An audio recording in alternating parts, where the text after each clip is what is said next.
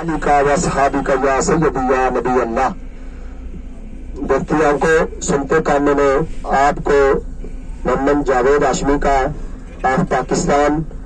السلام علیکم ورحمۃ اللہ وبرکاتہ. الحمدللہ سننا الحمدللہ.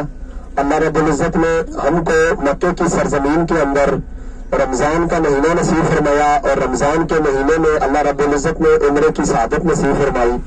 اور رمضان کے مہینے میں جمعرات کی رات آج اللہ رب العزت ہمیں مکے کی ان زیارات کے لیے لے کے جا رہا ہے جن پہ نبی علیہ الصلوۃ والسلام کے قدمین مبارک لگے ہوئے ہیں. چونکہ ہم سفر پہ روانہ ہو رہے 2-3 گھنٹے کا یہ سفر ہے جس کے اندر یہ ہم 18 زیارات آپ کو کروائیں گے اور اس کے بعد ہم واپس انشاءاللہ حرم کے اندر آ کے ظہر کی نماز ادا کریں گے. دعا رب العالمین سے کہ رب العالمین ہمیں خیریت سے لے جائے اور واپس خیریت سے لے کے آئے. سفر پر روانہ ہونے سے پہلے قرآن مجید فرقان حمید کی یہ آیت بھی ہے اور اس کی دعا بھی ہے جو ہم پڑھیں گے. آپ سب اب آپ میرے ساتھ سفر کی دعا پڑھیں اور اس کے بعد انشاءاللہ تعالی آپ کو زیارات کے بارے میں بتایا جائے گا اور قرآن و حدیث میں آپ کو ان زیارات کے بارے میں بتایا جائے گا جو زیارات آپ کو کروائی جائیں گی. بسم اللہ الرحمن الرحیم. سبحان الذی اللہ مع الصابرین. صرف صبر کرنے والوں کے ساتھ اللہ رب العزت نے اللہ نے فرمایا کہ جو بندہ صبر کرتا ہے وہ مصیبت میں پریشانی میں جس جگہ میں بھی تو اللہ فرمایا کہ میں اس کے ساتھ ہوں. تو میں عرض یہ کرنا چاہتا تھا کہ آپ اس مکے کی سرزمین میں بھی آ کے اگر اپنے اندر برداشت پیدا نہیں کریں گے جس مکے کی سرزمین میں نبی علیہ الصلوۃ والسلام نے طائف کی سرزمین میں پتھر کھا کے تو لائی لہان ہو گئے جوتے ان کے خون سے بھر گئے. جبریل امین علیہ الصلوۃ والسلام تشریف لا فرمایا کہ اللہ کے رسول آپ اللہ رب العزت یہ کہتے ہیں کہ آپ حکم کیجئے طائف کی دونوں پہاڑیوں کو آپس میں ملا دیتا ہوں یہ لوگ ملیا میٹ ہو جائیں گے. اللہ کے محبوب نے کہا کہ مجھے قرآن کے اندر وما ارسلناک الا رحمۃ للعالمین بنا کے بھیجا گیا ہے. میں ان کے لیے دعا نہیں کرتا ہوں بلکہ ان کے لیے دعا کہتا ہوں. تو پتھر کھا کے بھی وہ دعا کرتے رہے اور آج ہم ان زیارات کے اوپر جا رہے ہیں. اگر ہمیں کوئی ذرا سی تکلیف ہو جاتی ہے تو ہم برداشت نہیں کر سکتے. تو ہم یہ سوچیں کہ نبی علیہ الصلوۃ والسلام کی زندگی جو کہ اس سے پہلے ہم کتابوں کے اندر پڑھتے رہے تو آج ہم عملی طور پہ ان جگہوں کے اوپر جا رہے تو اپنے نبی علیہ الصلوۃ والسلام کی زندگی کا موازنہ کرنے کے لیے اپنی آنکھیں بند کر کے دیکھیں کہ ان غاروں کے اوپر جہاں پہ آج دیکھنے کے لیے آپ جا رہے اس جبل نور کے اوپر اس جبل رحمت کے اوپر اس جبل سور کے اوپر نبی علیہ الصلوۃ والسلام نے کتنی تکلیفیں کاٹی ہوگی. تو سامعین عزیز پیشان آپ کے سامنے آپ کی شناخت بنگلہ دیش سے کوئی انڈیا سے کوئی انڈونیشیا سے کوئی کسی ملک سے یہاں پہ اللہ رب العالمین کی بارگاہ کے اندر دعائیں کرتا ہوا اس رب کے اندر بارگاہ میں اللہ نے جب منظور کی دعا اور نبی علیہ الصلوۃ والسلام کی نگاہ کرم ہوئی تو آپ اس سرزمین پہ آئے اور اسی سرزمین پہ آ کے آپ نے سب سے پہلے اللہ کی بارگاہ میں شکرانے کے طور پہ عمرہ ادا کیا اور عمرہ ادا کرنے کے بعد جب زیارات کے لیے آپ جا رہے تو اس زیارات پہ جانے کے لیے آپ کے اندر جب ذوق ہوگا تو ہمیں بھی مزہ آئے گا. آپ کے اندر اگر ذوق نہیں ہے تو ہم بھی اسی طریقے سے آپ کو صرف زیارت کے اوپر پہنچیں گے اور بتا دیں گے کہ یہ فلانی زیارت ہے آپ دیکھ لیں. تو ہمیں عجیب تو شام کوشش کروں گا کہ رب العالمین کی بارگاہ میں کہ قرآن اور حدیث کے مطابق آپ کو زیارات کے بارے میں بتایا جائے. تو ہم الحمدللہ ثم الحمدللہ زیارات کی طرف روانہ ہو گئے اور سب سے پہلے جو زیارات ہم آپ کو اور میں ان گناہگار آنکھوں سے جس زیارت کا ہم جس پہاڑ کو ہم دیکھیں گے وہ ہے جبل سور. وہ پہاڑ ہے جبل سور. اب جبل عربی میں پہاڑ کو کہتے ہیں اور سور اس پہاڑ کا نام تھا. سور عربی میں بیل کو کہتے ہیں. تو وہ پہاڑ جو ہے وہ بیل کی شکل کا ہے اس لیے اس کو کہتے ہیں جبل سور. اب اس جبل سور کے اوپر وہ غار ہے جس میں نبی علیہ الصلوۃ والسلام جب آپ اپنی آنکھیں جب میں بات کروں گا ذوق اس لیے آپ کا کہوں کہ آپ ذوق کے ساتھ میرے ساتھ موجود ہوں گے آپ اپنی بیداری کا ثبوت مجھے دیں گے کہ ہم جاگ رہے تو انشاءاللہ آپ کو مزہ آئے گا ان زیارات کا. تو اگر آپ یہاں پہ سو کے میرے ساتھ چلیں گے تو پھر میرے بولنے کا کوئی فائدہ نہیں ہے. تو میں نے یہ فرما رہا ہوں کہ نبی علیہ الصلوۃ والسلام کو جب اللہ کی طرف سے حکم ہوا اللہ رب العالمین جب کفار مکہ نے نبی علیہ الصلوۃ والسلام کو یہاں پہ تنگ کیا اللہ رب العالمین نے اپنے پیارے محبوب کو حکم دیا میرے پیارے محبوب مکے سے مدینے کی طرف ہجرت کر رات کو گفار نے محاصرہ کر کے گھر کا محاصرہ کر کے چاروں طرف سے گھیرے میں لے لیا. رب العالمین نے فرمایا میرے پیارے محبوب سورہ یاسین کی تلاوت کر. سورہ یاسین کی تلاوت کرتا ہوا مٹی اپنی مٹھی میں لے ان کی طرف پھینک اور اس محاصرے سے تو نکلتا ہوا جبل صور کی طرف روانہ ہو. نبی علیہ الصلوۃ والسلام اپنے یار غار ابو بکر صدیق کو مکے کے اپنے گھر سے حضرت علی کو بستر کے اوپر لٹا کے لوگوں کی امانتوں کو واپس کر دینا.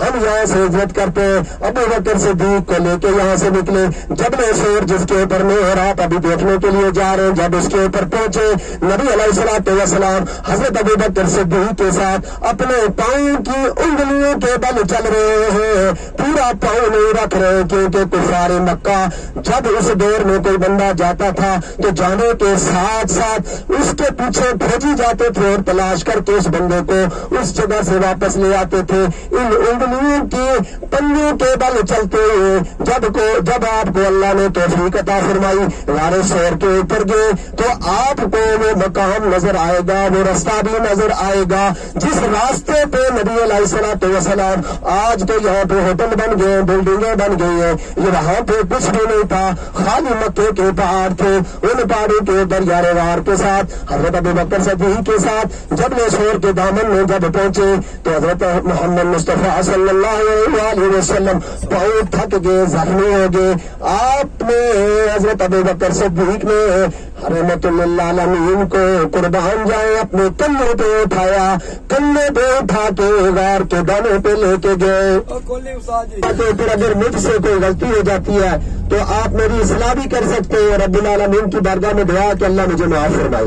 تو سامنے بھی پیشہ میں عرض کر رہا تھا کہ ابو بکر صدیق جن کو یار غار کہا جاتا ہے, اللہ کے محبوب نے فرمایا کہ دنیا کے اندر میں نے ہر بندے کے احسان کا بدلہ دے دیا, ماں سوائے صدیق کا بدلہ قیامت کے دن اللہ رب العزت ان کو عطا فرمائے گا.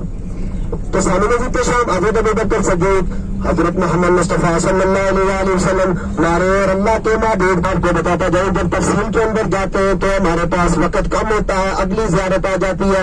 تو جب غار صور کے دانے کے اوپر پہنچے اللہ علیہ وسلم, آپ تشریف رکھے یہاں پہ, میں غار کا معائنہ کر کے آتا ہوں, غار کے صاف کر کے آتا ہوں, پھر آپ کو اندر لے کے جاؤں گا. قربان جائے ابو بکر صدیق غار کے اندر جاتے ہیں. یہ روایات میں آتا ہے حضرت موسیٰ علیہ السلام نے اس سانپ کو کہا تھا کہ اس پہاڑ کے اوپر اللہ کا ایک محبوب آئے گا. روایات کے اندر آتا ہے کہ 900 سال تک اس سانپ نے اس غار کے اندر انتظار کیا اور جتنے سوراخ حضرت ابو بکر صدیق نے بند کیے, روایات میں آتا ہے کہ اس سانپ نے مختلف جگہوں سے یہ سوراخ بنائے تھے کہ اگر کسی نے یہ سوراخ بند کر دیا تو ادھر سے نبی کا دیدار کروں گا, یہ بند کر دیا ادھر سے کروں گا. چنانچہ ابو بکر صدیق جب غار کے اندر جاتے ہیں اپنی قمیض اتار کے پھاڑ کے سارے سوراخ بند کر دیتے ہیں, پھر بھی سوراخ بند کے پھاڑ کے سارے سوراخ بند کرتے ہیں. جب نبی علیہ الصلوۃ والسلام کی بارگاہ میں آتے ہیں, سر کے اوپر پگڑی نہیں ہے, بدن کے اوپر قمیض نہیں ہے.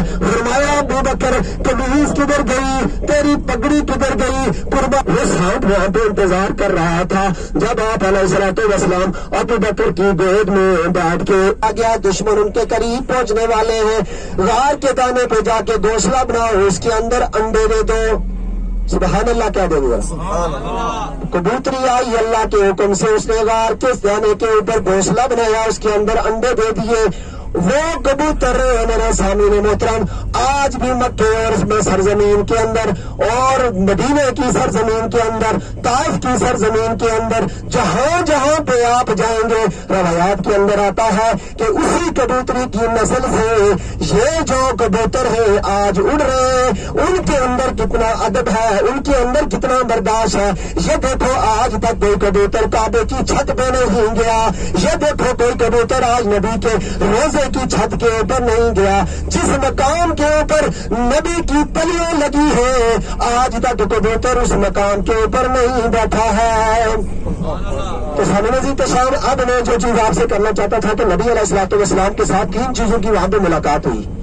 سانپ کا ہمیں نہیں پتا چلا وہ کدھر گیا ہے, مکڑی کا ہمیں نہیں پتا چلا وہ کدھر گیا ہے, اور روایات کے اندر سے چلتا ہوا یہ چیز آ رہی ہے کہ مکے اور مدینے کے اندر جتنے کبوتر ہیں اللہ نے پھر اسی کبوتری کی نسل سے وہ کبوتر پیدا کیے، کچھ مکے میں بھیج دیے، کچھ مدینے میں، کچھ طائف میں، جہاں جہاں میرے محبوب پھرتے رہے، آپ کو وہاں پہ وہ کبوتر آج نظر آ رہے ہیں۔ آج آپ نے اور میں نے کیا کرنا ہے؟ نہ ہم سانپ کو دیکھ سکتے ہیں، نہ ہم مکڑی کو دیکھ سکتے ہیں۔ جس طرح یوسف علیہ السلام کو مصر کے بازار میں بیچنے کے لیے اللہ رب العزت نے مصر کے میدان میں، مصر میں جب یوسف علیہ السلام کی بولی لگی، وہاں پہ لوگ یوسف علیہ السلام کو خریدنے کے لیے آگے، ایک بڑھیا سوت کی اٹی لے کے یوسف علیہ السلام کو خریدنے کے لیے وہاں پہ آ گئی۔ کیا ہوا وہاں پہ؟